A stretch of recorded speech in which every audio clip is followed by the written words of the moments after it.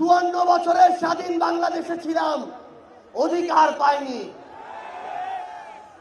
আজ থেকে 1 বছর আগে এই মঞ্চে ফ্যাসিবাদী ব্যবস্থার বিলোপ এবং নতুন রাজনৈতিক বন্দোবস্তের স্বপ্নে খুনি হাসিনার পতন ঘটানোর ঘোষণা দেওয়া হয়েছিল।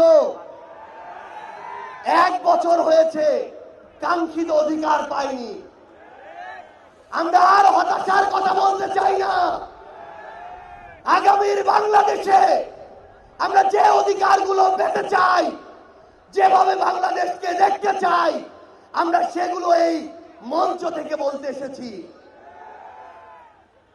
1 বছর আগে এই মঞ্চে ছাত্র জনতার প্রতিনিধি হিসেবে যারা ছিল, তাদের মধ্যে অনেকে আজ এখানে শহীদ পরিবারের সদস্য হিসেবে আছে, অনেকেই এখানে আহত যোদ্ধা হিসেবে আছে।